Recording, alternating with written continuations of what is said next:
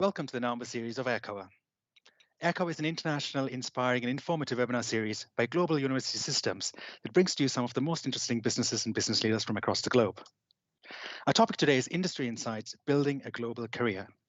We'll be discussing life working at global corporations, we'll be sharing some of the top leadership skills, and we'll be explaining the things you need to do to set yourself apart in today's job market. We're joined by Mark Bell, who's the Director of International Business Operations at the leading software company Adobe.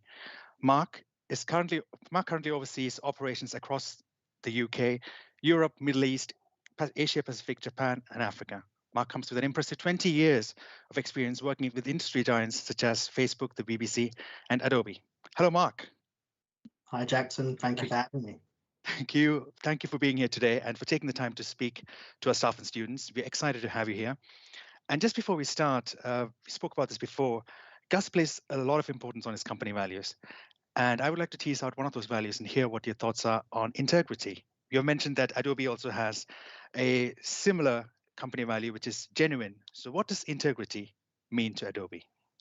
Yeah, I think that sharing the values that you shared previously, I mean, they map very well to Adobe's. We have for ourselves, which are genuine, exceptional, innovative, and involved.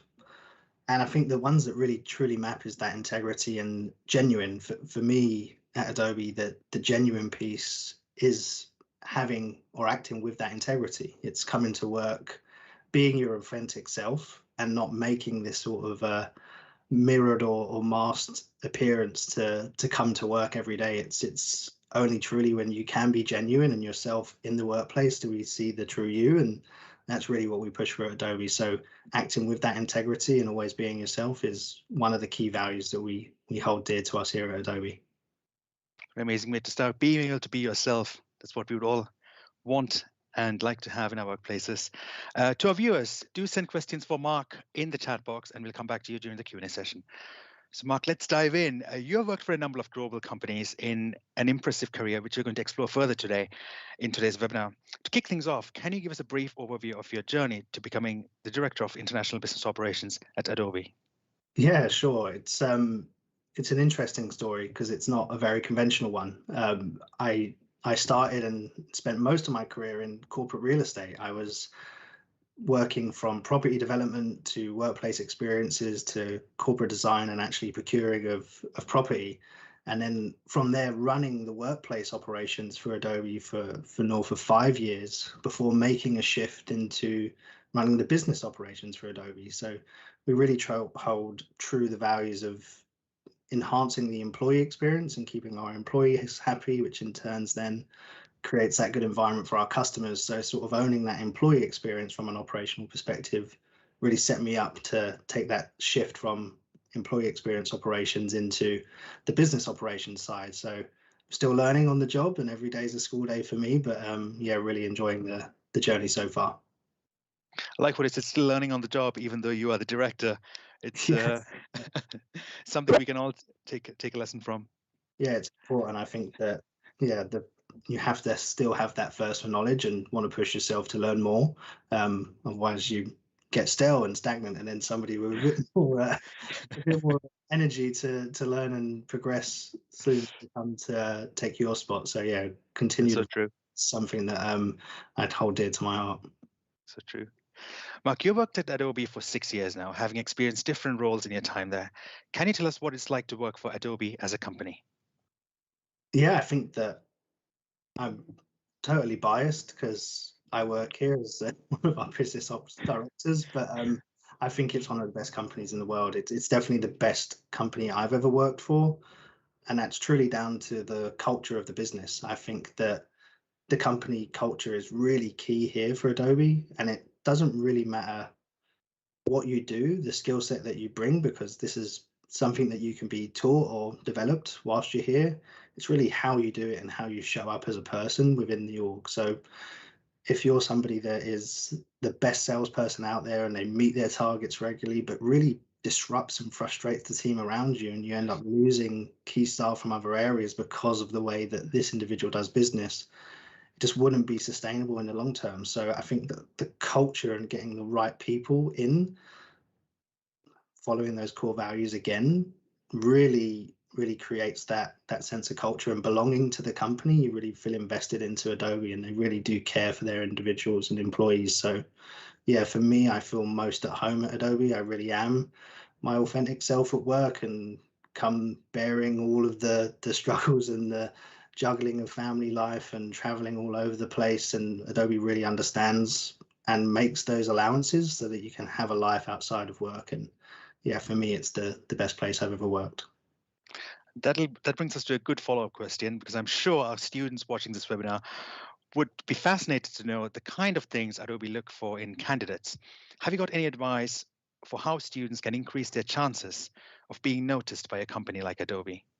Yeah, Adobe actually has some sort of key capabilities that they look for people coming into the business. So who we are as those core values of genuine, exceptional, innovative, and involved. But there's three real capabilities that we look for in the individual: of being creative, sort of create what's coming next, somebody that comes in and challenges the status quo, drives that innovation, being more focused, sort of scaling for tomorrow, sort of driving some operational excellence, but then building repeatable processes that we can map out. Adobe's now a relatively large global business, over 25,000 people employed globally. So having somebody that can come in and focus and scale is really important to us.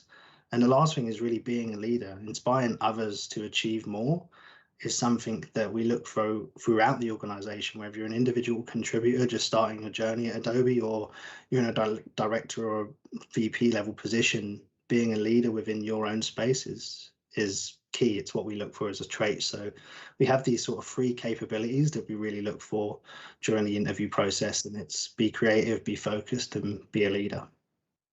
Well, students who have joined us today, you've heard it firsthand from Mark, so you Yeah. know what Adobe is looking for. Yeah, please go adobe.com/careers. We are hiring thousands of positions globally, so please go to that page and take a look. There you go. Do take a look. As well as Adobe, you have worked for leading global media and technology companies, including Facebook and the BBC. Can you tell us about these experiences and how they came about? Yeah, for sure. I think that I've been extremely lucky and blessed in my career to work for some very well-known brands, and the BBC being probably the largest broadcasting company out there globally was it come at the right time in my career. I was just made redundant from my previous job, and I joined the BBC on a part-time basis as a contractor, and ended up staying for slightly longer than I expected. But it was a real eye-opener to work at the BBC and have live TV being shot in and around you. As a floor manager, as my position whilst I was there, you had to make decisions in the moment. You couldn't wait to ask a supervisor, or so it really gives you that accountability as a manager to make those decisions and make fast paced change. Great place to be, real high intensity environment. But unfortunately, they was relocating to Salford at the time, and I was working in the White Media Center in White City. So decided to not extend my contract with the BBC and look for something in London, which was Experian at the time, a large corporate company where I got a lot of international experience running their EMEA region for them. But then from there, moved to Facebook, which at the time was a bit of a risk. I think Facebook was still very much a startup in the UK. They'd 150 people in a very small office in London, and they sold me this big sales pitch of we're going to scale to thousands of people, and this is really going to take off and change the way people communicate across the world. And you kind of thought, yeah, it sounds interesting, but it's never going to get to the levels that they're describing. And yeah, boy, was I wrong. And in just over the 3 years I was there, we opened another 5 offices in the London region alone, scaled up from 150 people to over 2,500 within 1 square mile of London. And yeah, they describe it as a rocket ship, and it's probably the best analogy I have. It really did, really did escalate very quickly, and we was almost building the rocket as we was moving at the scale and the speed it was going. So yeah, great learning experience to be there at the entry level piece before it scaled to the huge global organization that I believe they're now called Meta. Yes. They are now. So yeah, it's yeah, very, very interesting. And I do feel that the BBCs and the Facebooks and the Googles of this world, they transformed what the workplace of the future was. At the time, it was very much cubicle offices or open plan, depending on what industry you was in. Yeah. They really looked at what keeps employees happy, what keeps them engaged. Is it free food? Is it free restaurants? Is it video games in the office? Is it social space inside the workspace? They really looked at that. There was pioneers in it in that industry, and now people replicate those offices all over the world. And I think it was a great time to be in that industry at the time as it was growing. So yeah, look back on those times very fondly. I bet people didn't know this about the skyrocketing part of Facebook when you joined them to what it is now, because I think for a lot of people it just feels like Facebook has been there all the time and it's always been this big mega company. But to hear that Yeah, you were there at the beginnings is yeah. quite fascinating to hear. I think I was employee 154 in the UK, Oh, and now they have yeah it's probably exploded. 10,000 plus in Of the course. UK. Wow. You mentioned earlier about leadership. It's one of the qualities that you look in people that you hire when when you spoke about what students should bring to the table. So in your career, you have held multiple roles where you've been responsible for managing a team. Can you explain some of the skills required to successfully lead a team?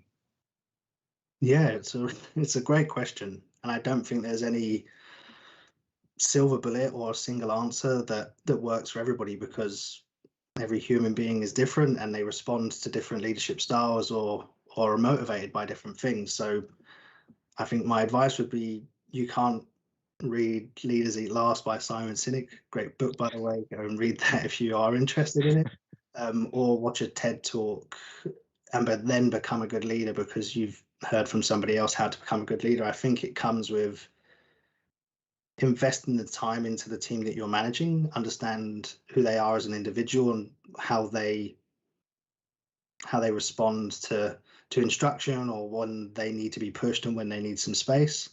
And then for me, the secret weapon for a good leader is empathy. If you're asking for something, do it with empathy. Understand the problems that your team are going through. Understand the time zones you're dealing with. Understand that there's different holidays and different cultures. Really learn about the individual and the team you're managing, and deliver the tasks or what you're asking for with empathy, and understand what they're going through is the key to being a successful leader, in my opinion. But like I say, everybody is very different. So please invest the time into learning about the people you work with. And with that, you should be able to lead with a bit of empathy. That's a really valid point.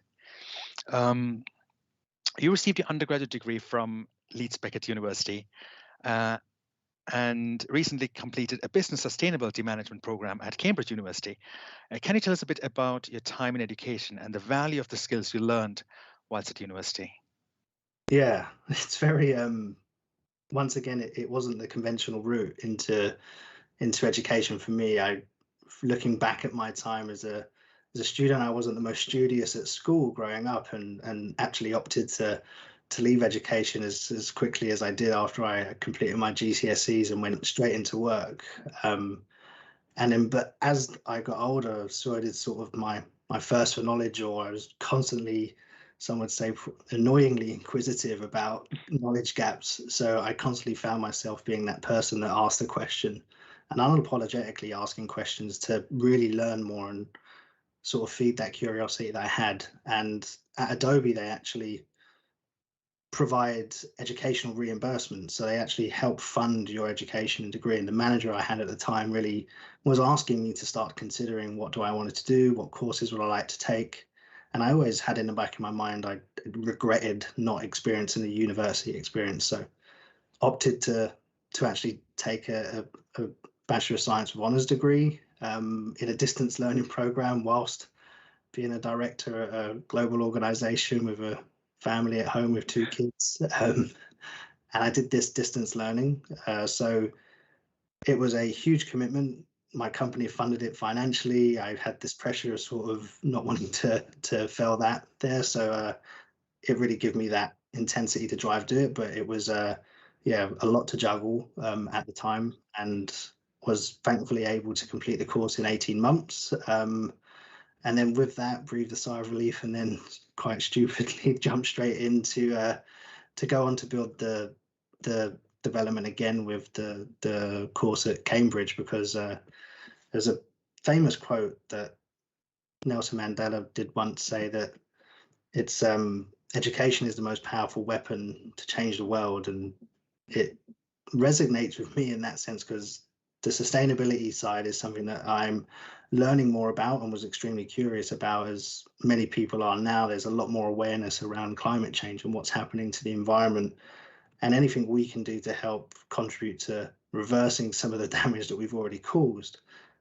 Learning how to do that and then impart that knowledge onto people at work. So trying to push that now through Adobe and how we act as a sustainable business, whatever we can do now to sort of fill that knowledge gap to then pass that on to others to change the world, even if it's that small bit, is extremely important to me. So yeah, so continuous development and education is a key thing, and it's a far cry from the student I was growing up to where I am now, sort of constantly seeking out the next course to sort of plug a knowledge gap that I feel I have. So yeah, it's extremely important. And yeah, stay in school, kids. I do regret not not pushing on with it when I did. I would have enjoyed my time out of education now, but still in it. But it's inspiring to hear how you juggled everything, family, work, and education at the same time. So it's huge inspiration for students. Students, you can focus on your studies right now. And Mark has done all three in one go. So Yeah, it's don't do it my way. Definitely get a degree whilst you still can, and you don't have other stresses and pressures in life like mortgages and families to oh support. So yes. yeah, definitely did. I didn't do it the conventional way, but yeah, I did it my way. Thank you, Mark. Um, the next question that we would like to hear is, yes, we'd like to hear about the industry. Take us back all the way to the start of your career in the industry. How did it all start for you? And has your journey gone how you expected it to go? Yeah, it definitely hasn't. The journey. I think we can all map out our perfect careers, and it's you're extremely lucky if it goes exactly as you mapped it out. But for me, the industry moving into a creative space. So I actually worked for a property development company prior, but very corporate, very structured, previous to where I was in the creative space in the technology industry. And but I moved from there into an advertising agency where it's a lot more creative and fast paced. You sort of iterated your workspace and your business essentially pitch to pitch. And I remember one day it was really hot in July, and we actually converted the office into a winter wonderland because we was pitching for the Christmas ads that were going to be coming out later on that year. And you walked into the office into snow machines and snow globes, and it was like roasting hot outside. So it was this complete different world coming from a corporate environment into a creative environment where anything can happen on any day, and that really excited me. And at that point I think mentally made that decision that I feel best suited in the creative workspace than I do in a corporate workspace. But it wasn't until I experienced both that I could really make that leap of faith. And then yeah, from there I did dip back into corporate real estate in my time at Experian, a lot more of a corporate environment to be in when they're doing data integrity. But then very quickly shifted, yeah, back into Facebook and then onto Adobe. So yeah, so I find myself a bit more comfortable in that creative environment than I do in the corporate space. Very interesting career path. Yeah, yeah, it's good to have both. Yes. But yeah, it's really is, once you're into your career, you can move sideways to just even learn more about a different industry and see where you fit best. If it is in a more creative, fast-paced environment or more structured, everybody's different. And yeah, for me, I much prefer the tech industry. It's fast-paced, and yeah, during a recession that we've been through, or even a global pandemic where everybody's pushed away from home, it's the tech industry that can survive because they live around technology, and it's that continuous innovation that comes out of technology that keeps the workplace exciting. Absolutely.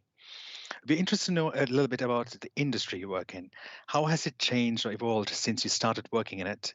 And if you were a student leaving university tomorrow, how would you approach getting your first job in the industry?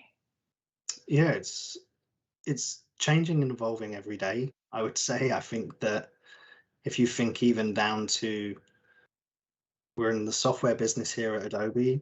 I think that we used to sell CDs out of boxes and ship them to people's houses, and now everything is on the cloud. The company was one of the first to pioneer that switch and create a creative cloud where you have a perpetual subscription model, which then the stock market can then look at and say, okay, we have X amount of licenses today, the next generation of creatives are coming here. You can then start to see the linearity of profitability from a company, and huge shift at the time, but such a big change. And now everything you see is on a subscription model, Netflix and Amazon Prime, and everything you see, it was kind of the pioneering way. It was that big bet that Adobe made back then. But that's sort of in the industry space that we're in, but even down to the physical environment. I remember going to work and getting my first laptop, and it was really heavy, and you needed almost to go to the gym to make sure you can carry it in and out of the office. There was one video conferencing unit in the building that was always used, and you would never have a chance to do it. Now everybody walks around with an iPhone or a Samsung, and you have video conferencing in your pocket. And now the technology is so advanced that it's almost the workspace has to keep up with what technology you have at home. So it's ever evolving, and we're constantly reacting to what the demand of the employee is, because their expectation levels every time a graduate comes out of university is slightly more heightened than the last set of grads that we had. So it's we're playing catch up with the employees. But what's really great at a company like Adobe or the software industry or technology industry is that we actually listen and understand and learn from the students coming in. It's not a hire them, come in, sit down, do your job. It's what can we do to improve? How can we help you be more successful? These are the type of questions that we lead with and open. So yeah, we learn more from the students coming in from than what they do from us in some instance. It's good to hear that, because I bet people weren't thinking of that, because usually you would just think companies would expect people to just comply with what they have to offer, but to actually have that openness to understand what do people need and to build upon it is quite good Yeah, to hear. we have a concept called Lab 82. 1982 is the year Adobe was founded, and it's a futuristic workspace lab where we invite people to come in and critique some of the new technology that we're looking at, down to carpet tiles that can measure how many people are walking through the corridors at what time, so then the operations team can understand when tiles need to be cleaned or whatever it may be. So it's like the future of work is really out there now, and we are trusting it with the newer generations of employees coming in to say, okay, you're going to be living in this space and working in this space. What is it that you need to be successful? And I think the technology industry is probably more progressive than other industries in that sense of the future is coming. The future is relatively out there now. So what is it that our employees need? And we're co-creating that. So it's an exciting place to be. Having you as a guest speaker here, during your career, you have appeared on panels and have been invited to speak at events. What is it like being a guest speaker at such events, and what do you gain from it, or how do you find it? It doesn't get easier. It's still nerve-wracking, I would say. Standing I up, can relate. putting yourself out there to be judged. But I do. How do you find that? I've been extremely lucky, I said it in my career, to work at some very exciting companies. So people are genuinely interested to take a peek behind the curtain of what it's like to work at an Adobe or a Facebook or a BBC or wherever it may be. So I tend to feel like the audience is on my side because they're keen to hear what I have to say. So that does ease the pressure when doing the talking. But for me, it's really especially when it's to students. I've done a talk at Cambridge University on the future of work, or now being invited here to talk to yourself and your students here. It's passing on some of the stuff that I've learned to the next generation so that they can hopefully come in and improve upon what we've built here. Would be great. But for me as well, some of the industry stuff it's a great networking opportunity. I tend to attend these events to learn what's coming, what's happening in other spaces, to see what projects have gone well elsewhere that we can take bits on and try and integrate into Adobe. And what better way to network with everybody than to be one of the people on the stage that the next time you bump into them, you have some common ground. They can remember the talk that you gave, and it's really sort of keeping relevant within the industry that you're in, and making those networks with people outside of your own organization, it's a great way to do it. Absolutely. Amazing. Mark, thank you for that. Let's take a look at some of the questions we received from our viewers. What advice would you give to a university graduate who is searching for a role at a big company rather than starting their career at a smaller startup, for example? Yeah, it's becoming more and more common now that most of the big companies out there, especially in the technology space, take on internships. So whilst you're still in your education, take a year out, do an internship at one of these big organizations. We then tend to see that intern go back to finish their studies, but then we actually pride ourselves on having a return rate ratio of sort of north of 80% of people then coming back into Adobe because they've enjoyed the experience that they've had in their internship. They've gone and finished their degree and then come back with into the grad scheme at Adobe where they join us permanently. So yeah, I would definitely say every large technology organization that I know do run internships and they have grad schemes. So yeah, please take a look at those. We do have a question related to that, I think. Can you apply to Adobe for part-time positions? What students have asked. If they are available, yes. I don't know to the top of my mind how many we have available. They are typically full-time positions. We do have some part-time roles out there. But yeah, please take a look on the Adobe career page and see what's out there. But yeah, I believe the bulk of them are full-time positions, but there are a handful of part-time roles that I know that are out there. So please take a look. But yeah, if they are available, then yeah, feel free to apply. Another question is, what are some of the essential skills to land any type of job? It's a very open question. Yeah, I think it is. We spoke about it already, but that integrity and being open and honest, be your authentic self. If you have to pretend to be something that you're not to apply or get the job, it typically will not end well because at some point you will have to start to become yourself or be yourself in the office.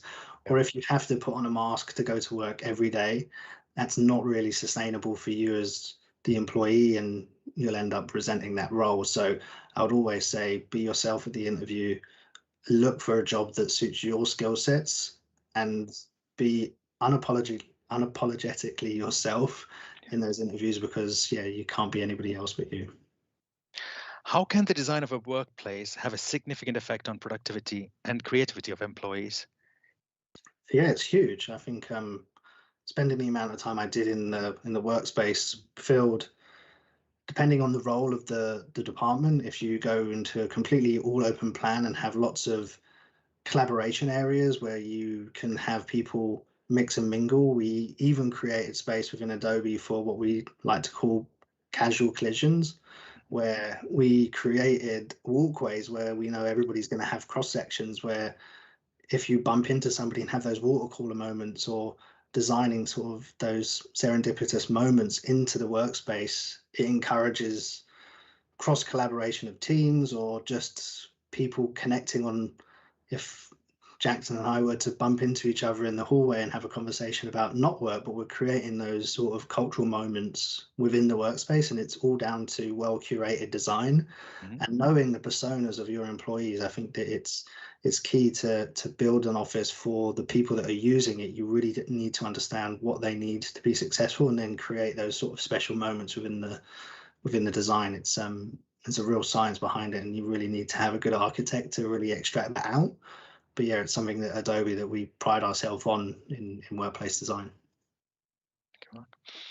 If you had to pick a few things that make a great workplace, what would they be? I mean, it's kind of a follow-up question because you've already kind of answered the answers to it. It needs the elements. It needs all the elements for a workplace to be successful. If you was working in a legal practice and you made everything open plan with slides and beanbags everywhere, it wouldn't be a productive work environment for that user. So I think you really need to know the end user that's going to be living in the space. And then whether it's focused, I think having a mix of focus work, social space, collaboration space, and then non-work space, whether it's a games room or a kitchenette area where you can sit and read the paper and have a cup of tea or coffee, you have to have that mapping of the day. The user's journey within the space is really important. Knowing that they come in at 9, they send a few emails, they have a meeting, they mapping that out and having different destinations for each one of their needs is important. But like I said, with everything, it comes with time, and investing that time into getting to know the individuals that you're building the space for. It's a very interesting point, a very valid point. Getting to know the employee. As a director of international business operations at Adobe, you must work very closely with senior management to meet company objectives. So, how important is communication in your role? It's absolutely key. I think that not a day goes by when I'm not speaking to the leadership of the organization across our international piece. It's absolutely key to understand what pressures we're under so that we can provide efficiencies or shift focus to put a fire out if need be.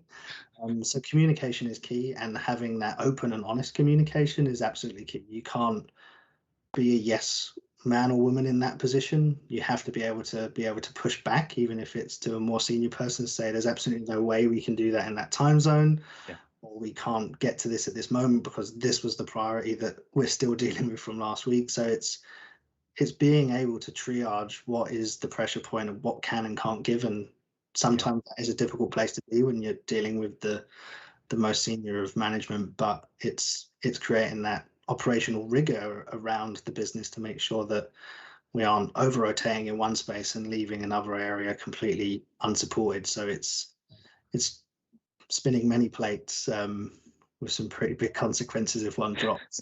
So it's difficult sometimes. Absolutely. It seems like a lot of what you have done in your career has been centered around the workplace. So, what is your opinion on the calls to increase working from home post-pandemic? I think it's an inevitability that most businesses will have to introduce some sort of flexible or hybrid working scenario where you will spend some time in the office and some time at home.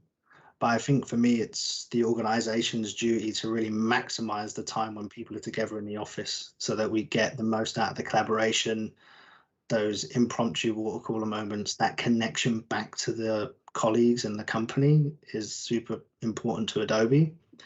And then the work that gets done at home is the more heads down focus based work that you don't need to collaborate and communicate with other people face to face. So I think that there will be that mix and balance depending on the industry and the role. It may be a higher percentage at home or in the office, but I think coming out of the other side of a global pandemic, it's probably going to be one of the biggest shifts. We'll see this hybrid approach to working from home and in the office. But the crystal ball out, it's hard to say when that's going to be into coming to fruition. How can you keep a balance between high productivity and personal life? It's if I knew the answer to that, I'd be a very, very rich man. I'd sell it. But I think for me, everybody needs to find their own balance, and I'm definitely not there. I get it wrong most of the times, work late into many evenings, dealing with multiple different time zones. I'm up super early sometimes to support my team in Asia Pacific. So the balance is there, but for me, the way I manage it is I'm there for the key moments. If it's a school assembly or my kids are doing something that is super important to them, I show up at the moments that matter, and that for me is how I make sure that my moral balance is there, correct, that I prioritize the family when it needs prioritization. And the great thing about Adobe is that they allow you to make those judgments yourself. There isn't that pressure on you to do it. So it's having that moral compass to know when to say, okay, I can't attend that meeting because this one is more important today. And it's unfortunately in a global role, you're making those judgments daily. But yeah, just for me, it's my recommendation is make sure you're there personally for the moments that matter in your life. And then at work, if you're showing up most of the time, then that's going to be absolutely fine when you need to step out for those moments that matter to you personally.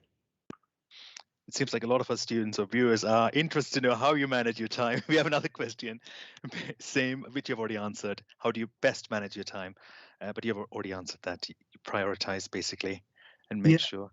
But I do actually, with the time zones that we're in globally, and if you are looking for a global role, there's essentially two days in the week which I prioritize for Asia Pacific in the morning. Being based in the UK where I'm based, I'm just outside of London. It's by the time I'm online, 7 a.m., it's already very late in Asia. So I tend to do Tuesdays and Thursdays and do a lot of my calls with the Asia team, the regular stand-up meetings, the one-to-ones with the groups that you're supporting and working with. And I know that Tuesdays and Thursdays I'm up early and I'm doing Asia, and then I tend to then take less calls with the US and India in the evenings. Mhm. So then I balance then that way, and then on the Wednesdays and Thursdays, I do a lot more calls with the US so that I try to get some sort of rigor around the globe. And then obviously throughout the day, I'm dealing with the teams in Europe and so on. But yeah, I tend to bookend my days with either Asia or US and try not to have them mix. Otherwise, you're then working sort of 12, 14-hour days every day. And it's, yeah, you'll burn out very quickly doing that. It's good to hear that. It's good to know how you structure it with Yeah, different, I think you have different to. global I time think zones. it's important to set those boundaries out with the team as well, and then manage your diary. Like, don't allow meetings all the time to coming at unfortunate hours, Yeah. because the more you do that, the more it becomes acceptable, because you're okay doing 2 a.m. calls. If that happens, then you're in a really critical God. space. So you have to be pretty regimented with your diary management as well. It takes saying no quite a few times for that to be a good way of doing it. Very good point.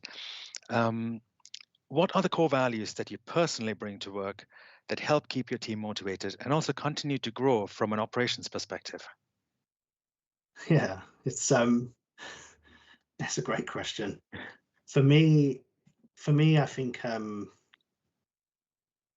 honesty and not being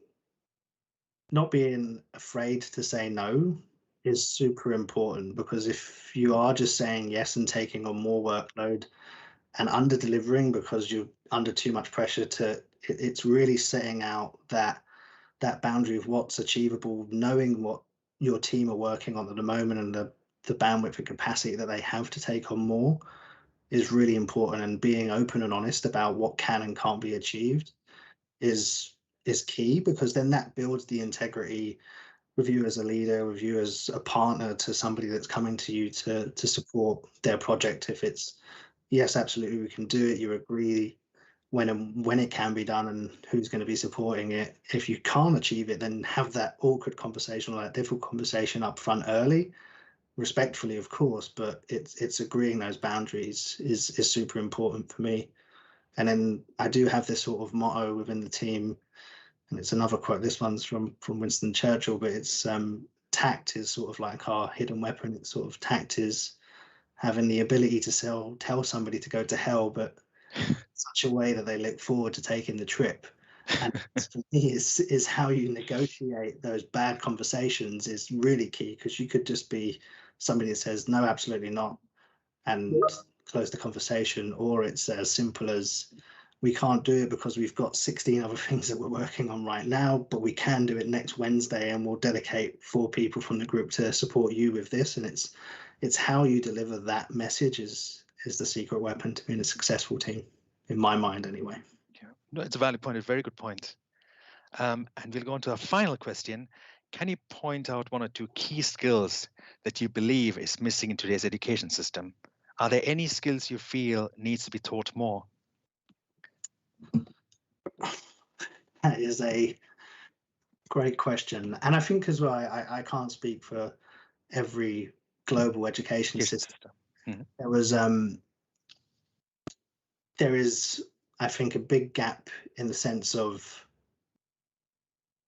understanding cultural differences across the globe, having the luxury of being able to travel to most corners of the globe and seeing different cultures and working and becoming friends with my colleagues out there, understanding those nuances and how things work differently in cultures, and having some cultural acceptance globally would be amazing. I'd love there to be cultural education courses out there, so that you can understand why people view things slightly differently. in different corners of the globe. I think that would be amazing. And there's one other thing that I actually had a conversation with my kids last week about this, and shared that I feel sign language should be taught in every country at every school, because then every individual in generations to come can communicate with anybody in the world. Language would be a single language globally, and it could be something as simple as sign language. So in the UK, we tend to do French or Spanish. If every country done sign language, then language is no longer a barrier. So for me, those would be the top two. Thank you, Mark. It's a lovely point. Food for thought for everyone. Yeah. Excellent sign language. It's really good. So, Mark, we're slowly coming to an end. Thank you for sharing your expertise and insights with us. It's been a pleasure to have you here. Thank you very much. Thank you. Thanks a lot. And to our viewers, thank you for joining us today. We hope you have enjoyed this webinar. And our next webinar is on the 1st of December in a week's time at 3 p.m. GMT with Manish Tiwari, founding director of Here and Now 365. It's a company that specializes in multicultural and ethnic marketing. For more information, do subscribe to our channel, and we look forward to welcoming you in a week. See you soon.